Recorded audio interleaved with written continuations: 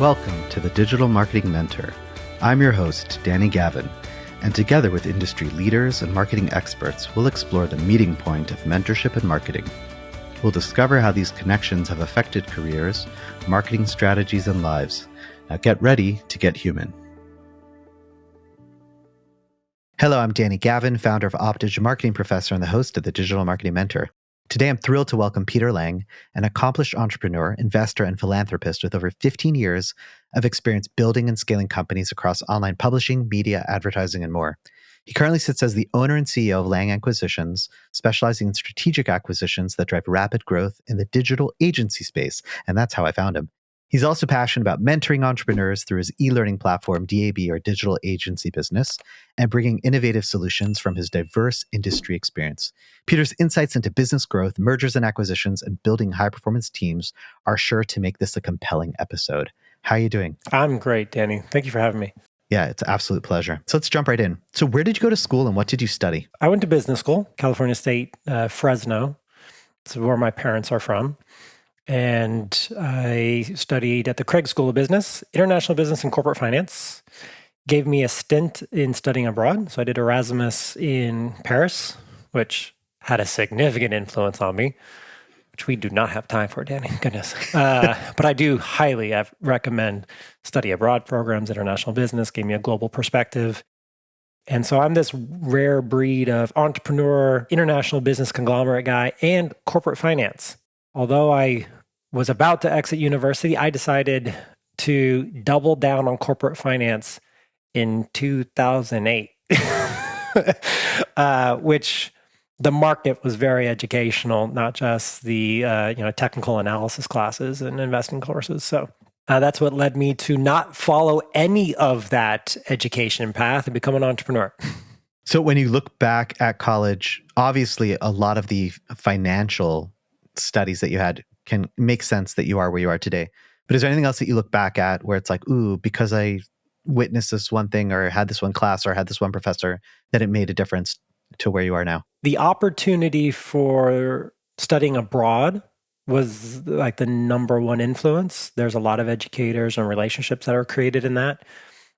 In Europe, the program Erasmus is a European Union education program. So the universities of Spain, France, Italy, it's this hodgepodge. It's like their melting pot program. What we have in the States, what they're trying to create in the universities, was most informative. I also joined Delta Sigma Pi, which was a business fraternity. And I found that very useful. Many entrepreneurs don't have their, especially ones who go from university to entrepreneurship, their time in corporate America. I didn't have to.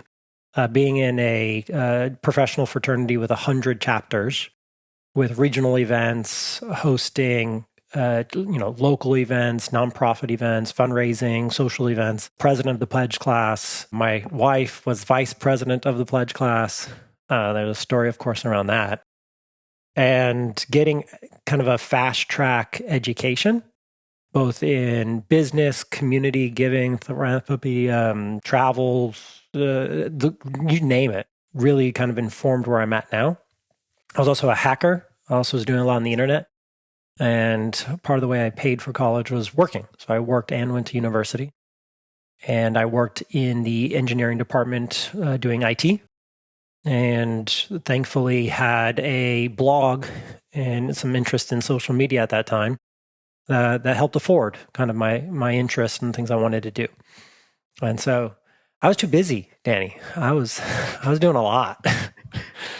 And working in my parents' family business, which was a blue-collar business, which is one of the reasons why I went back to the Fresno region to support them in their building of a nonprofit on top of their business that they had for 40 plus years. So yeah, Danny, I didn't have much time for anything else. Makes sense. So how would you define a mentor? I'm a believer that there's different levels to people getting support from others. Coach, by example, would be someone, and I played basketball. So I also played 1 year collegiate basketball before going back to Fresno. And so a coach is someone who monitors the game and gives direct intervention to the players. A mentor is not a coach, in my mind. A mentor is someone you seek to find an answer to something that is a problem in your life or an issue. And then there's tiers to mentors. There's mentors who are just around the corner. They're a few steps ahead of you in the process. They just lived what you lived. And so they're very tactile. They're very specific, and they can help you like bridge things that are today problems. And then there's aspirational mentors, people who you want to become. And I've had a variety of different influences of both. Being an accidental entrepreneur meant I had to hire a bunch of people to teach me how to do things correctly after screwing up many, many times over. So I've had a variety of mentors over the years, and I've been fortunate to make a lot of mistakes in a short amount of time, which kind of accelerated my career path. So I think part of the fun is that we're going to talk about those mentors today. And I love the fact that you look at different people. It doesn't have to be someone who is necessarily someone you even know, right? But it could be aspirational. And obviously, there's different types of people at different points of your life. So let's first talk about, first and foremost, your business partner and wife. How is she your mentor? I was very fortunate to be in the student union, approaching my final periods of life in university. And this beautiful woman walks in, and I slap the arm of the guy next to me, who's he's part of the fraternity, and go, "Dibs!" And then I tried to pursue her to no avail for months. And that ended up being the vice president, with me being the president. When you have someone has similar goals to you, so wants to accomplish similar things, but goes about it very differently, you have a choice, and that choice is to be more like them or to give complete control to them. I'm codependent, proudly. And so I always take her level of detail, her analytical approach, her first no initiative to any idea and concept as something that I always wished I had. And I like to say I became a better, she likes to say, now I've coined it, but she likes to say I became a great negotiator because my starting negotiation point with her was always no. So it's always like no to yes. So sales was easy, M&A was easy, all that's easy compared to trying to convince my wife that we should go here for dinner or go to this place on vacation or make this investment in the business. She also, for being so different to me, the yin and yang, having someone so different believe in what I was able to accomplish and the vision that I had for our life was just a different level of support. And I think mentorship in its core is supporting another person to accomplish something they've yet to accomplish. And so I get that with her every day. So, I mean, my parents work together in their business. I know my wife, her parents used to work together in their business, and there's lots of pros and cons. There's difficulties that arise. Can you tell us about your working relationship and how you're able to operate effectively? It's one of those things I don't recommend other people do it unless you come from it. So my parents also ran a family business, and they started together, and they met in university, and so they've lived a lot of life together, and that codependency is a productive thing, not an impediment on achieving goals.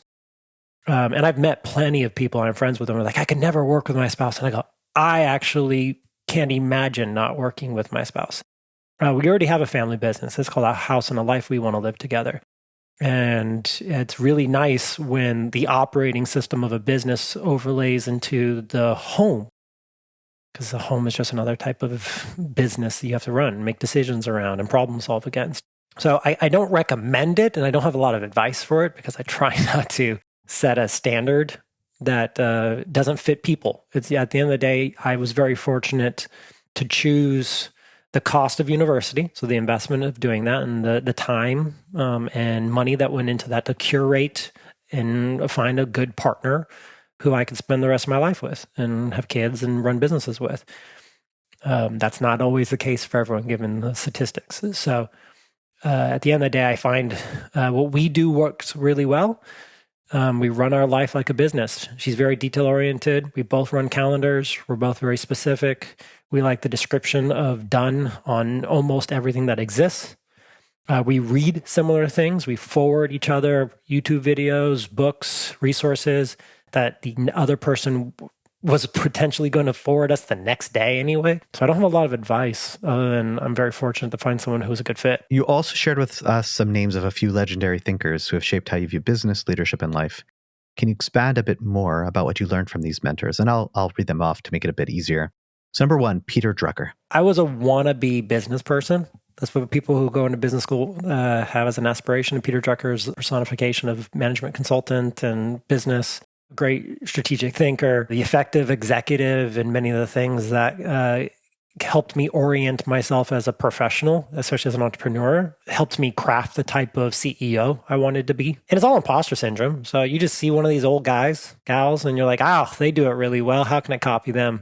What can I learn from them? And again, it helps that there's mentors and books.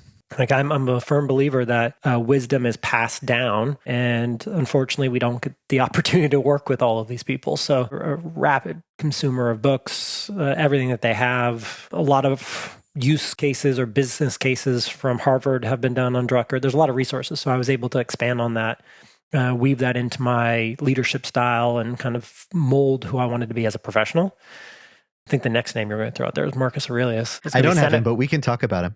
Well, it would be Seneca. Yeah. It's along the vein of Seneca. I was really strange. I was reading Shakespeare and I was reading philosophy in high school, and although I didn't go in that direction academically, I still found a lot of solace in the life journey of the Stoics and of the individuals who laid the groundwork for philosophical approaches that could be transferable to business. At the end of the day, I still have a very commercial and business mind. I'm a firm believer that most of the successful CEOs in the world are people who are moderate, people who don't ruffle a lot of feathers, who are really good about representing both sides, especially when you have a population of a business that is diverse and there's opportunity there to do them wrong if you pick too aggressive of a side. And so a lot of my reading went that way. Ryan Holiday's recent work when he started interpreting and expressing Marcus Aurelius, Seneca, Stoicism in productive ways was really helpful, because running a dang small business is hard. Being married to your business partner is hard.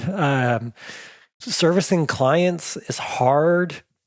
Dealing with rapid disruption and evolution of technology and trying to make money and create a life for yourself. All these things are not easy.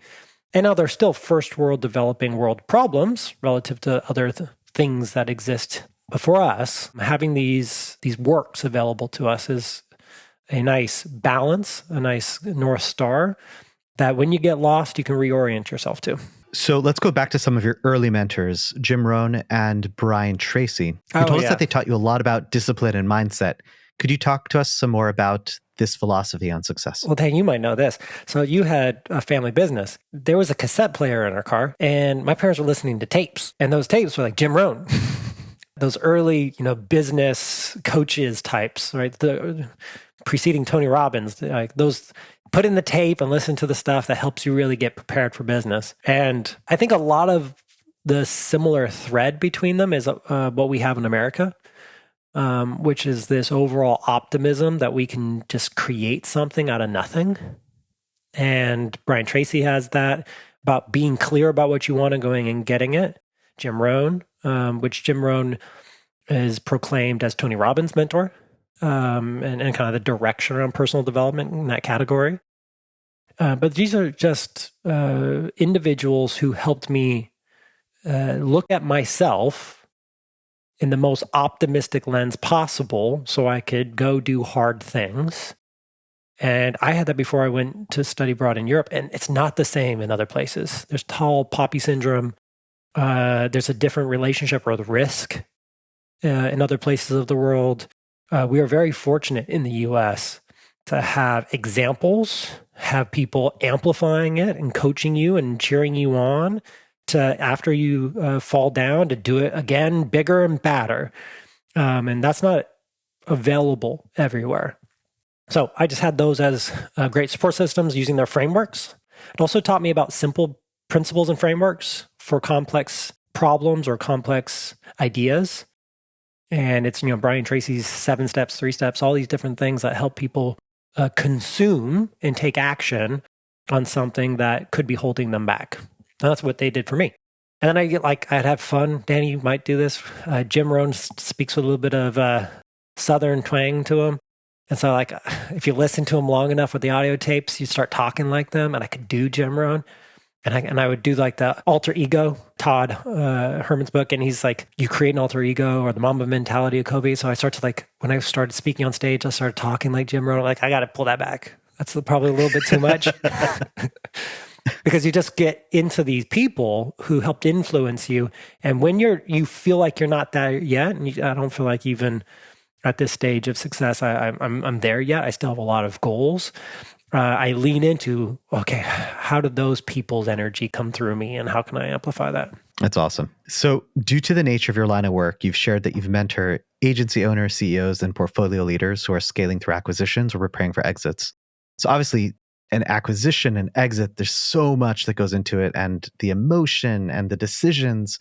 So can you share more about how to best facilitate mentorship in that arena in dealing with some really life-changing, important topics that people are coming to you to discuss or to get your advice about? I'll start with some context to it. I'm a firm believer that agency owners are disproportionately skilled to do M&A. And I'll give it as context. So I believe an agency, so the model of an agency service business is to help a client solve unsolvable problems. And so a client goes, well, I built this thing or I can do this for someone else. I don't know how to get in front of people. Where are these people? Who's the best people to buy it? How should I price it? These are very challenging problems for the person who innovated the concept or the service that they're providing. Whether or not it's innovative, we can argue that bit. But if they're just offering something they've never done before. So you go to an agency, marketing agency, digital agency, advertising agency, because you have a problem. You need people to go buy something. You need people to learn about your product, your service, who don't know about it today. And so when companies would knock on my door in 2010, when I first started, I was doing the same thing that I do in M&A, which is, what's the problem? Where are you at? What are we trying to solve for? And then can the things that I know how to do or the people I can bring in to help create a solution for that? And that level of creative stimulus, strategic stimulus, is probably why we all get addicted to the agency game in some respect. Like, to be the problem solver of a client really triggers a lot of endorphins. And it's challenging work because not all the solutions land on the same way. So you have to figure out how to make it work for clients. And then to build a business out of that is more problem solving. And so just for context for the listener, I was a CEO for 12 years of running my own show. And that was university to entrepreneurship. And in the last few years of my stint as owner before selling, I did 8 acquisitions. So that's 8 acquisitions from 2019 to my exit in the beginning of 2022. It's a lot in a short amount of time. And so that would be deemed roll-up level activity, which we call programmatic M&A, which is a M&A program within a company to proactively go and acquire businesses to grow inorganically. And usually means you're buying about 3 to 4 businesses a year by definition. So that gave me a lot of insights. I was on the journey from 0 to 1. I had a lifestyle business. I made all the mistakes that everyone makes. I tried to solve all the problems the way everyone recommended I solve the problems, and some of it worked, some of it didn't. I helped clients make hundreds of millions of dollars off of campaigns. I worked with wonderful brands and even small businesses, nonprofits, all the like, in a time of social media and mobile that it was really easy to grow and build a business. And then when I sold, there was things I didn't know that I should have known, even though I had bought. And I had bought really aggressively for a period of time. So there's just a lot of knowledge that was compressed. And I was able to then extend that to other people. And in the space of agencies, when you start doing that volume and that level of impact, people pay attention to you. It was nice when no one knew who I was, Danny, and I was just running my own agency, doing my own things. But then my energy shifted, which was, it was so transformational to me. Could it be transformational for other people? And I had to train a head of M&A, teach him how to execute the roles and responsibilities with my integration department, my acquisition team. And then we built a program out of that to educate. And so I've been very fortunate since 2021, although my professional responsibilities have expanded, our investments have expanded. I've created a personal brand, an education platform that really focuses on helping someone else recreate the success that I've had from doing M&A and how meaningful it is and understanding the use case in our sector. And the best practices that exist within it and doing it in a predictable and planned and measured way. And this comes with selling too. Because buying, Danny, is selling in reverse. It's not actually that different. And so now I'm very fortunate to have divested my own businesses within our portfolio. Not all of them. I still have my primary assets. I'm divesting one right now. That's about our $3 million of EBITDA asset. I've helped my students and the companies I've mentored buy and sell at scale. And I have a community of agencies and business operators who want to transition from being a single agency owner to a holding company with multiple assets, maybe buy clients. And, I'm very fortunate to know the dynamics of all the inner workings of that. I also sit as a board advisor to 3 active roll-ups. One we have, I'm a partner in. We've aggregated about 15 million of EBITDA, which we're taking to market now. And all the way down to, 200,000 in profit that we sold for 8 times EBITDA, which was a revenue multiple. So, Danny, I got a lot of insights on the buy and sell side. It's interesting that you mentioned before, like now that you're famous. So it oh goodness, no, Dan, don't even say that. No. But what I meant, where I'm getting to, is that the first time I met you, I actually had no clue who you are. And if I would have done some research, I would have known who you were. But the best part is that I approached you as if you were just some other guy at the conference with me, and we had the best first conversation. So what I wanted to say is you are extremely approachable. I think that's a good lesson for anyone. Like sometimes you look at someone and all the success that they have, and due to that fact, it's hard to approach and they can't speak with you. But really, I mean, I'm not saying everyone's this way, but at least with you, I found it really easy to chat and to talk, and just a normal guy who's been in the agency world just like me. So I just wanted to give that compliment. And it's because we both came from family-run businesses, both went through the struggle. I like to say it's a lot harder for investment bankers and people from private equity to come into agencies, just because unless you've done it, unless you've been the entrepreneur, it's really hard to relate. I mean, we both have our beards to cover the battle scars. That is so true.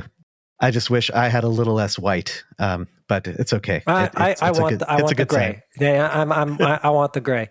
I turned 40 this year, so I'm still relatively young. I've just been fortunate to screw up many, many, many, many times doing big, meaningful things. And I like to say I'm transitioning to my Gandalf stage of life, even though it's supposed to be my 40s, my most productive producing period. I have more board advisory roles now than I've never imagined I would have. I have a mentorship disposition to people who are just like 5 years younger than me, Danny, and then 15 years older than me. So it's bananas. And this all happened relatively quickly. I mean, it's 2025 that we're recording this. And I sold at the beginning of 2022, welcomed my first daughter in 2022, launched our boutique private equity firm in 2022. And a lot of what advanced was just a rapid investment of me telling my story to the public starting that same year. So I'm still relatively early in the journey of being a public figure on it and dealing with that because I haven't figured that part out comfortably yet. But doing things like this and meeting people like you who steward good information to people that need it brings me a lot of pride. That's awesome. And I didn't realize we're the same age. I also turned 40 this year. So that's kind of cool as well. 85 is the year, man. Danny, you could go out. I got a lot of friends when they're 85. The 85 years are dominating right now. The 39 to 40-year-olds are doing some really serious, productive things, especially in the agency space, but just in general. It's our world, Danny. The next decade's us. Yeah. And I'm excited for it. So let's jump into companies that are looking to acquire. Being a leading expert in programmatic M&A for digital agencies, can you explain what makes M&A such a powerful strategy for growth and expansion? I'll give 2 sources of evidence. One that I highly recommend the listener read is Strategy Beyond the Hockey Stick, is a McKinsey publication. They follow WPP. So WPP is the world's largest advertising agency. It's a digital agency and everything now. Sir Martin Sorrell created WPP through an acquisition.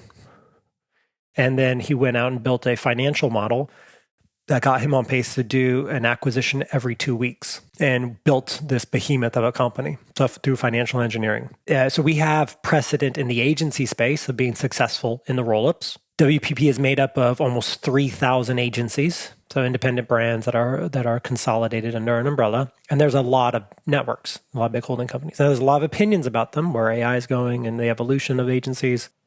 But just to kind of set the playing stakes here, M&A in the agency space go hand in hand. Now, because it's so easy to start a service business, M&A isn't obviously the first thing you learn Google ads and Facebook ads and then M&A. No, that's probably not the order of business in starting an agency, but the precedent is there for M&A. Most businesses, if they can go beyond their first 3 years, normalize to the competency of their owner. So if we call it the owner bottleneck, the glass ceiling, whatever we want to label it. But if an agency started first year, they can have outrageous growth percentages. Most agencies grow about 10, 20% a year, a little bit less than that on average if they've been around. You get into the 10-year, 15, 20-year agency, they're not still growing 10% a year every year for the last 20 years. Again, it gets that ceiling, that competency threshold.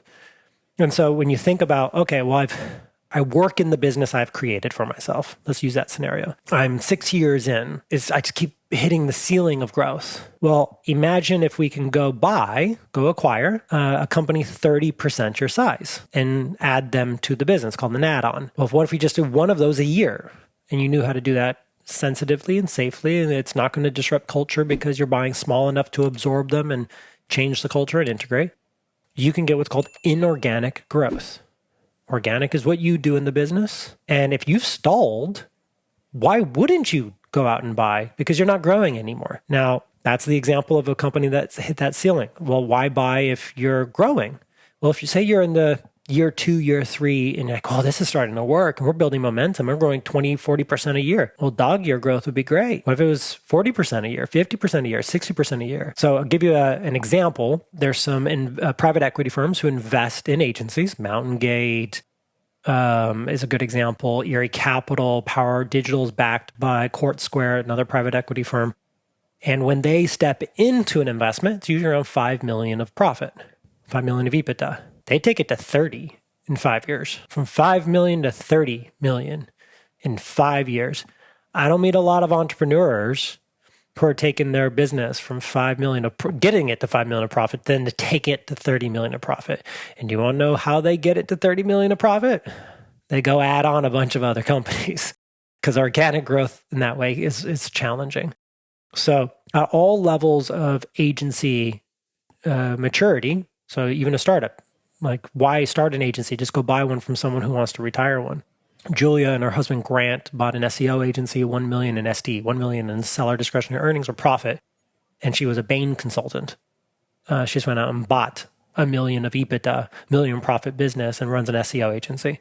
So rather than starting one from scratch, you can go acquire it. So even that zero to like having an agency story can be solved. And then if you're at the tail end of it and you're trying to sell it and you've been stuck and let's just say the valuation just isn't quite there for you to make the decision to sell it, but the timing's needed and it's right.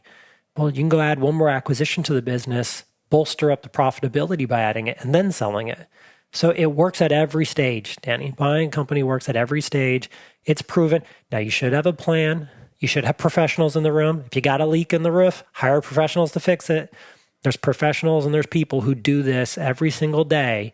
And that's one of the reasons why I created the course and the resources for people, so they can do it safely and have all the steps to do it properly. With AI coming and disrupting everything, how do you see this change the agency space and maybe the urgency Sell now, run. Agencies, either right, something like that. Yeah. Do you have any opinion on that? I have many opinions on that. So I own a business called Growth Hackers, growthhackers.com, and we are the world's largest community of growth marketers. And we have over 70,000 people on our newsletter, really significant open rates, and we write on AI and we teach on AI in that business. I'm a firm believer that the digital agency, the derivative of agency that's focused on technology, is the conduit of AI into small businesses. Much like digital agencies and web agencies were the conduit of social media and mobile into small businesses. And before that, IT businesses and the early .coms were the conduit of internet into businesses. If most non-tech savvy people still need someone who's tech savvy to help them, no matter how simplified something's become. So although AI is individually specified communication, so it's a language model that we can communicate with, you still questions that are prompting it create its outcome. So it's still helpful to have people who are trained and know how to use it better than you to deploy it on your behalf. The same way, like, can I go fix my roof? Sure. I want professionals doing that. Same thing goes here. I think the digital agency community will be the ones who are deploying AI agents, managing it, evolving it, helping consumers pick an AI, because there also are competitors in the landscape. And whenever there's competitors in the landscape, you're going to need someone who helps you pick which one is the right solution for what you need and how you're going to deploy it. So I still think very optimistically for the next, call it 5 to 8 years, agencies will play a hand in disseminating AI education, adoption, especially in small town America and the regions where, it's probably not as, I'll say this, Danny. In Austin, I feel like AI robots are going to be walking around like next year. Like it feels like it's coming. AI taxis are coming. Robots are walking around here soon. But then you go to other areas in the world. I was just in Mexico City. I'm like, hey, I'm not going to see an AI robot in Mexico City for a while, or at least in the different areas. So there's places that require an agency to bring it in. So again, very optimistic there. If you don't have AI in your agency today, I will pick a place for you at the cemetery. You are not going to be here very long. You need to have it in fulfillment and delivery, and you need to be working on how you're going to deliver it as a service to clients. And it's the same way I talked about. I came of age. I had a blog in 2006, 2007, 2008, 2009. And I was talking about Facebook. I was talking about people like, why would I use Twitter? I had a shirt that said Twitter, and I was speaking at writing conferences. Like, why am I going to post photos of my food? 2 decades later, it's built into our entire life. There's no ad platforms. I was talking about using it for personal branding. Us who are the intermediary between technology and the small business or the client are the ones who can help our clients maximize it. So as long as we play that role, we'll make some money in the short term. Now, let me say this. If you are of a certain age, we have grays, but there's people who have more grays. And you are not as tech inclined.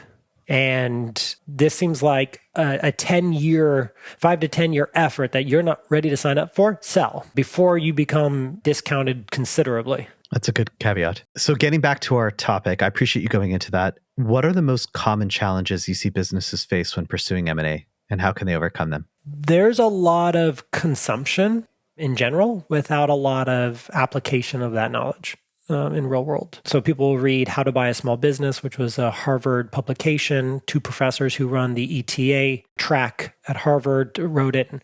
Cody Sanchez blew up in 2020 teaching how to buy small businesses. So people are becoming more aware of it. ETA, Entrepreneurship Through Acquisition, has grown. So there's more education online.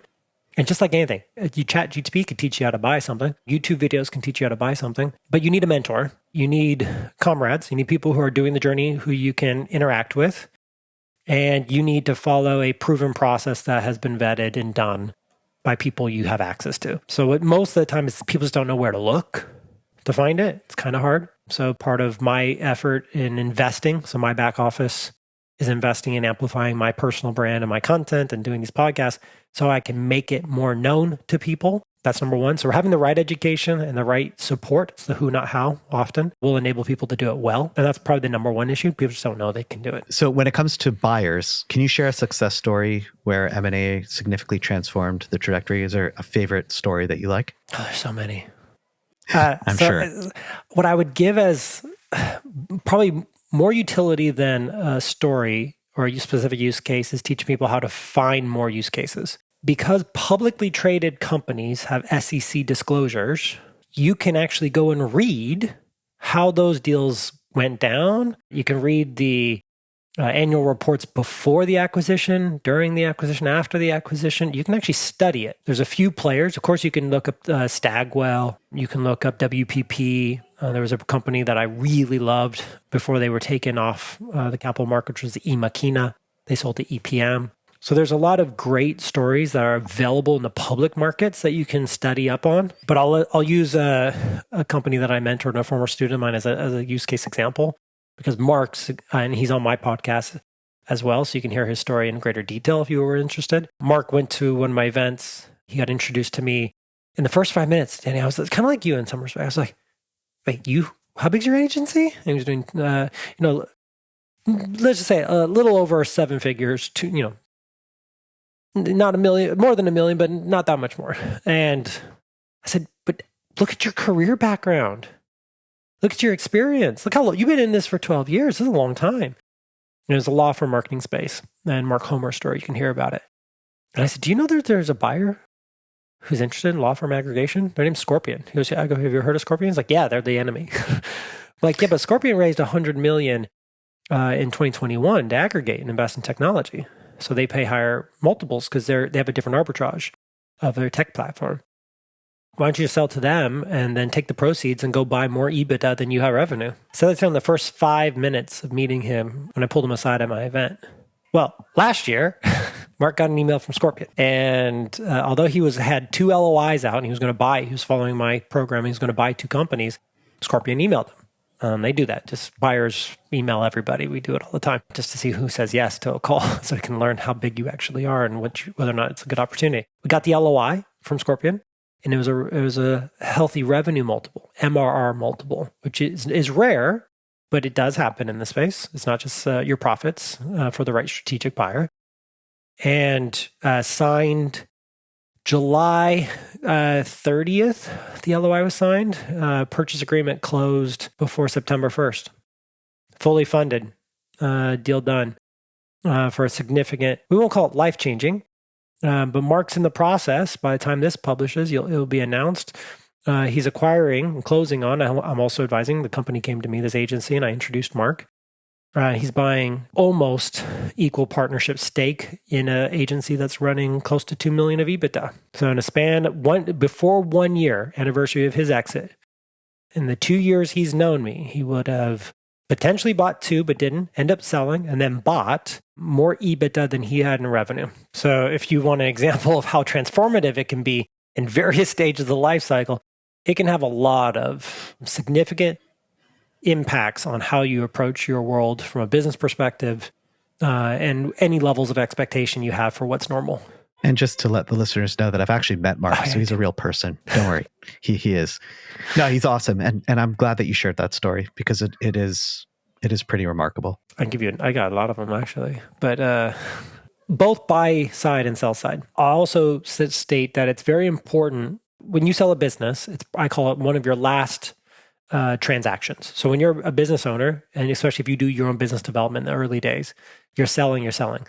Well, you don't want the last thing you sell, which is your business, to be the thing that is the worst. So you want to sell it when it's a good time to sell it. And that's usually before you're ready to sell it. The vast majority of the time. 80% of businesses that are listed for sale, actively seeking a buyer, don't find the buyer. Because it's that timing when you're ready doesn't mean someone else is ready. So oftentimes it's when you can use the asset to have a step level function change in your life. That's when you should take advantage of it. And even if you won't get all the life-changing retirement step away from the world and you're good, exit, doesn't mean you can't get a step function change increase. So go from one level to the next level and then reinvest capital to be at that new level as your ongoing state and then sell that a few years later. M&A is just a skill set, just like starting businesses. The difference is AI is not going to disrupt M&A. I can buy a fencing company tomorrow, lawn care business tomorrow, pest control, wood carving, the activity of doing M&A. So sourcing deals, knowing how to value the businesses, looking at underneath the hood, understanding how to help them grow. We're agency owners. Isn't that what we do? We look at businesses and say, how do we generate more clients? How do we help them grow? How do I learn who the consumer is, the customer, the ICP? How do we create something? Agency owners are so well fit to do it. And if you do it while you do it with an asset you own and know well, which is your own agency, so you practice by buying other companies, you can just turn that into something that's more macro and build a portfolio company. And AI is not going to touch you. So if I'm an agency owner today, even if I'm AI savvy and I'm enthusiastic about my longevity, if you go out and learn to do 3, 4, 5 acquisitions, and do it in an area where you have a lot of intervention confidence, so usually your own business or things that are adjacent to your business, you're untouchable to AI. You're not going to, even if they wiped out the agency sector, you now have a skill set of how to go find these types of businesses and transact them because you've done it before. So it's just like learning a skill set. Like 6 years ago, everyone's like, teach kids how to code, teach grandma and grandpa how to code. And now we wiped it out. Yeah, pretty much. Same thing's going to go with learning how to service AI agents into businesses. So if we really want to be savvy, Red Ventures, my own experience, permanent equity, Brent Beshore started that. These are all former agency owners. There's a lot of former agency owners who then transition to private equity because we know how to look at a business, figure out why they're not selling as good as they could, how could they do it more, but it's also because we're good at strategic, creative problem solving. And that goes in any business. So just learn the M&A muscle, and it's life-changing. And I've had this disposition because Lang Acquisitions is a hat tip to Crown Acquisitions. The Crown Acquisitions is from the Thomas Crown Affair. Thomas Crown Affair is about Thomas Crown, who has a mergers and acquisitions firm, which when I was a kid, heavily influenced kind of like the direction I thought I wanted to create with it before I even knew how to get there. So it's time for our lightning round. Due to the fact that you travel, let's say 6 to 8 months a year, you've done a lot of traveling. So I'd love to hear your top 3 places that you visited or the top 3 places that you'd like to visit. If I'm going to do this in the lightning round, I will warn everybody, the global middle class has increased the amount of travelers to places. So when I used to say Tokyo, when I was in Tokyo in 2003, it's different when you go to a shrine now than you did many decades ago. There's a lot more Instagram tourists involved. But if I were to give people directions, I'm a big fan of the Mediterranean. And you can't go wrong with Valencia. Anything that the cruise ships don't know about or are just getting to is where I'd recommend. Although extremely well known, I love Nice, but the Mediterranean, especially if someone grew up in North America, is a really great place to orient yourself. The Peloponnese, which is not the islands in Greece, but it's the peninsula of Greece, is also fairly untouched. So I always start there. Second would be Indonesia. Indonesia, although Australia has done a terrible, they've taken over in Bali.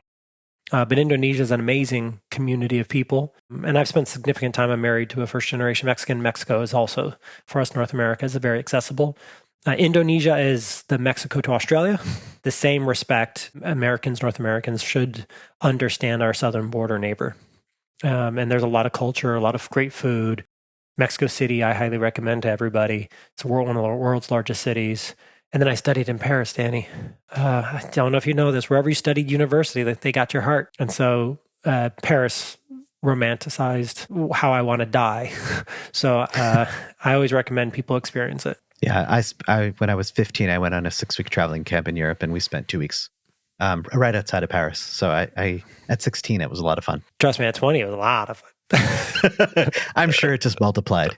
So before we wrap up, what's your next big project? What's your next big thing? Turning 40 in September is my next big thing. I have Double Bypass, which is a 70-mile bike race through 2 mountain passes in Colorado. I do in a week and a half from now. My wife is doing an Olympic triathlon, which I decided to join her. So the Boulder Tri, a week after I do the bike, by the way.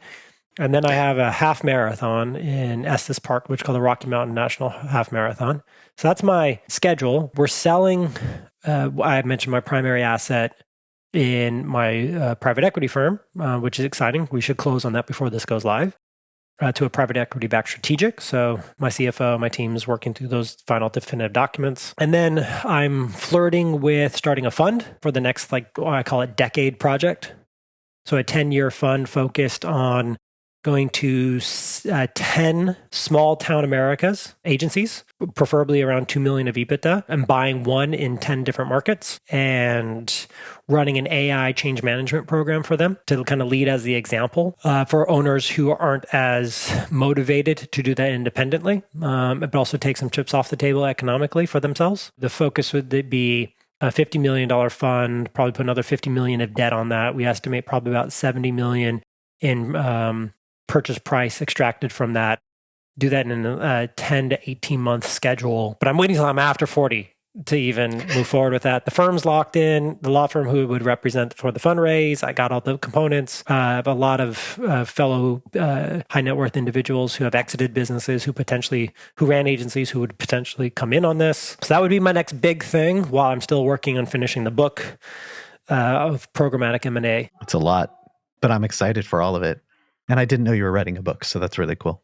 Yes, the book is the Programmatic M&A Playbook, working title. It's pretty far along, actually. My own insecurities around my own specific use cases I wanted in stories. Like I have a lot of my own in there, my own journey. I have a lot of the market, so it helps people understand how accessible it is. And then I also want it to be a manual, a true playbook on how to execute that, which I've been teaching for so long. And then, but when I say I do something, Danny, people go, oh, I can't do that. I don't do what you do. And so my goal was to create an artifact that made it approachable and achievable for others.